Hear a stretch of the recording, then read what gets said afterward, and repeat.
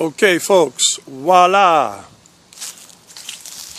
I'm done with my out and about breakfast and shopping on my typical Friday here in Charlotte, North Carolina.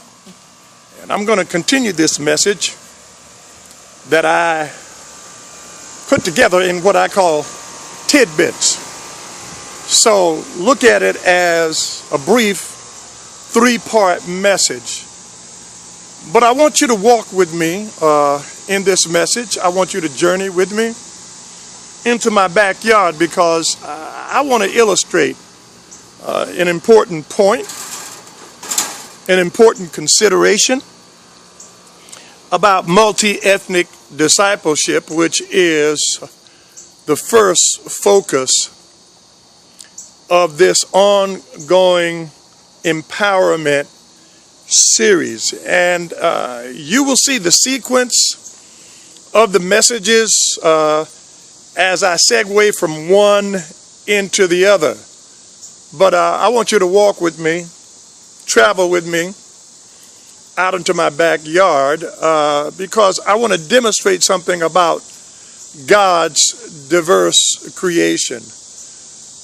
First of all, I live in the University City area of Charlotte, North Carolina, about a mile and a half, 2 miles from UNCC, University of North Carolina at Charlotte. And I live in a very diverse neighborhood. On the right, my next door neighbors are from the Middle East. I don't know what particular nation or ethnicity they are, but I know we have a friendly relationship.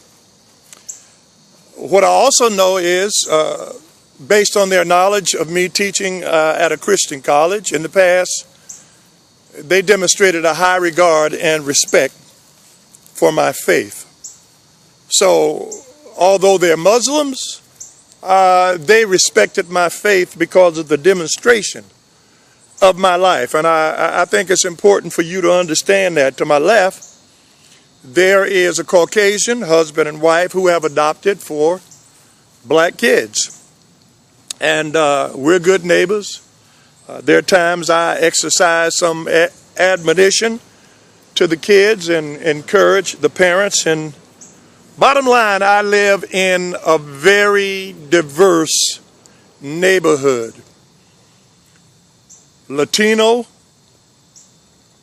ethnic cultures,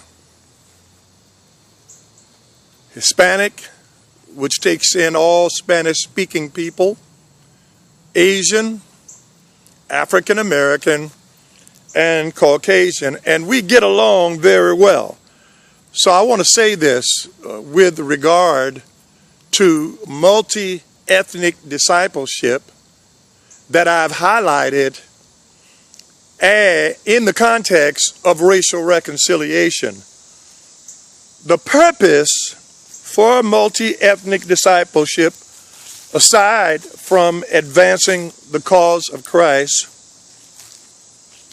is to develop harmony of relationship and unity of purpose. Now, I extract that from Matthew 18 through 20, where Christ says, "Again, I say to you, if 2 of you shall agree on earth as touching anything that I have spoken, I will do it for you on the earth."